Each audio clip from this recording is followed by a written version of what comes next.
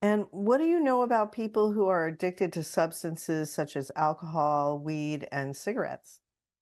Addictions are usually an attempt to do one of two things. They feel an emptiness within themselves, and therefore they are using external substances to attempt to fill what they feel is a void within their spirit, within their soul, or they are using those substances to numb the feeling so they don't have to pay attention to it. In both cases, in a sense, it's an avoidance of really looking within the self and understanding how to fill what they determine is a void within themselves, what they believe to be something missing from themselves, about the idea of their worth, their value, their deservability. All these things prevent them from feeling their connection to source, from feeling their self-empowerment. And therefore they try to fill what becomes experienced as an emptiness, as a void, with something externally which will never work, or they try to numb it with those same substances so they don't have to pay attention to it and then be afraid of looking within themselves, because they are afraid that looking within themselves they might find out that the emptiness they feel is actually their true state, that's actually true about them, that they're worthless, that they're undeserving, so on and so forth. There is nothing to be afraid of, and people can be assisted and guided to looking within themselves without worrying that the idea of their negative beliefs about themselves are actually going to ultimately be true. Because if that were true, you wouldn't exist, because everyone is worthy by the fact of their existence. But different people have to be guided in different ways to find that out, to realize that truth about themselves. So it will depend upon the kind of person, the kind of beliefs they have, the reasons they're holding on to those beliefs. Sometimes they hold on to those beliefs also because they get attention that way. And if they felt undeserving of attention on their own, they will do things like put themselves in dire circumstances and dire situations where their very physical life is threatened so that other people will start paying attention to them. And so in that sense, it may also work for them. But the idea is that, of course, that never ultimately works. They have to give themselves the love, and they have to give themselves the attention, and they have to allow themselves to know that that void that they feel is not really a void. It is just a belief system that they have about themselves that is not in alignment with who they truly are. So, when an individual allows themselves to feel happy, to feel their connection to source, Yes. when they allow this, that automatically shifts them out of the state that you're describing, where they feel an emptiness or a loneliness and they seek out external things to fill that. Yes, because again, external things aren't real. We understand that physical reality seems very solid to you, but it's not. It's an illusion. And therefore, those things have no real substance to them. So what you're doing is you're feeding yourself, in a sense, a diet of illusions when you are addicted to things that really have no substance. It's nothing more than a reflection or a play act saying, I feel empty, I feel undeserving, I feel unworthy, I feel that I have no soul, no solid connection to anything in creation. So all you're doing is demonstrating that by taking these illusionary props and assuming that they're actually the things that you need to repair yourself, or that you need to numb yourself so you don't have to pay attention to it. Remember, physical reality isn't real. So even though you create a physical reaction to these substances, you're actually doing that yourself. You're deteriorating yourself by yourself. You are diminishing your energy and you are making disconnections to physical reality on your own. It's just that those kinds of substances become negative permission slips that you can say, it's not my fault, I'm doing these things, and these things are doing it to me. It's all an illusion. It's all a play act. So, in But a it's sense, based it's on the idea of a negative sense of self instead of a positive one. so the idea is that that is creating a permission slip to allow you to bypass the negative beliefs that are keeping you from feeling the connection that you Yes. naturally have to source. And that's when a permission slip becomes a negative Yes. thing, when you rely on that to put you in that state instead of realizing that you have the ability to choose that state and not Yes. buy into the negative beliefs that are diminishing your energy and keeping you feeling Yes. isolated.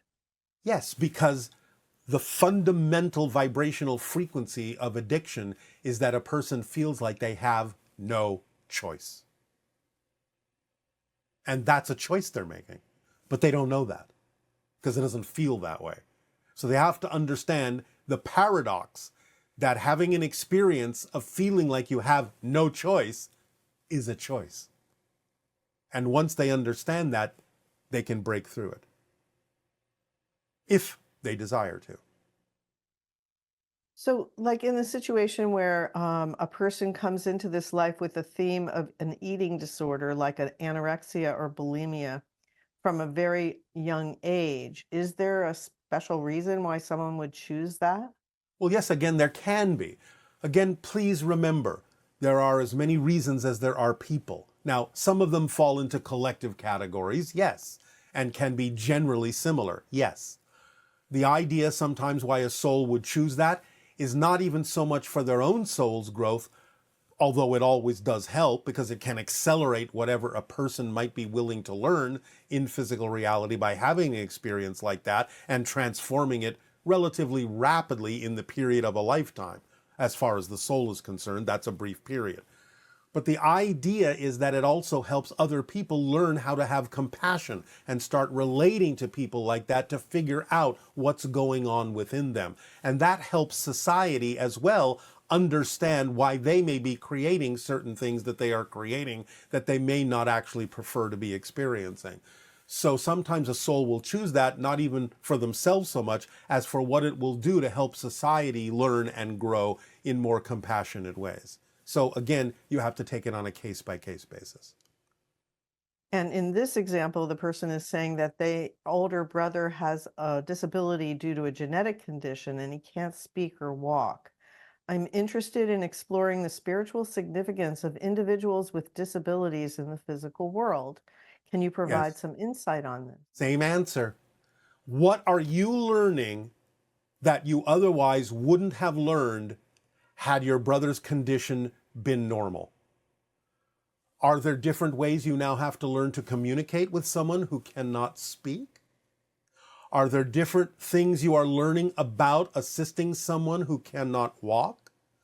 How do these things symbolize issues within yourself, your family, and society in terms of learning to see things in a different light, learn to do things in a different way, to have compassion and understanding and creative imaginations strong enough and broad enough to figure out how can we allow these people to be valuable members of society, and what are we learning from them we otherwise wouldn't learn by what they have chosen to experience in this way.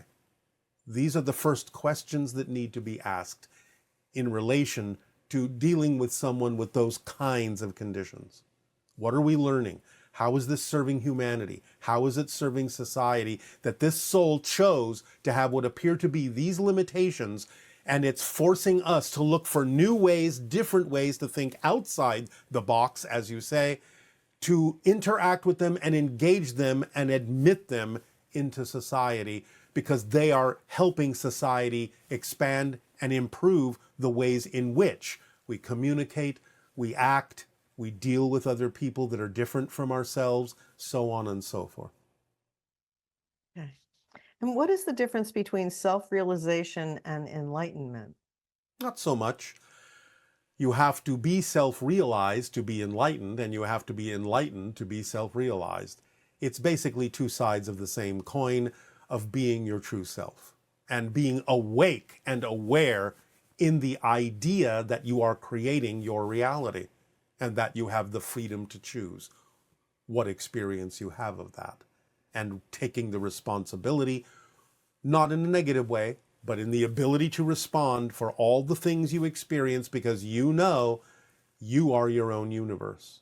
And yet you are interacting with other facets of it in whatever way, shape, or form serves humanity best and serves everyone best and serves all that is the best at being itself and experiencing itself in all the ways that it can. It is the understanding of that that promotes enlightenment and awareness of self in terms of what it means to be the self. And when our pets pass away, is their death experience the same as ours? Do they experience a waking up? Do they have a life review? Does their energy, their soul hang out with us? How can we connect with our pets who have passed? Think of them, feel the love you have for them. They will feel it, they will pick it up. They don't have exactly the same kind of process of transitioning back into spirit. The idea of a life review is not exactly what it is for a human. The idea is that they may see or experience flashes of experiences that they experienced with their family in physical reality, but it's not so much a review as it is a recognition of the reason they were attracted to be with that family, so that it is reinforced, it is strengthened, and allows them to continue to interact with that family from spirit in a new and different way. So when you know that they are willing and capable of still continuing to interact with you from spirit, think of them, feel the love you have for them. They will feel it, they will pick it up, and they do sometimes interact with people in a variety of ways, even though you may not completely perceive it to be so. But you can hone your senses, you can feel and know when they are there for you. They can also be off doing other things. But the idea is that, of course, in spirit, they are more expanded. They may not be exactly the idea of the pet or the family member as an animal that you experienced in that limited way, but they do still contain that. They are bigger than that, just like you are bigger than that when you are in spirit. But nevertheless, they are keenly and constantly aware of the connections that they have with you and are more than willing to engage with you when you hone your senses and are capable of perceiving that they are doing so.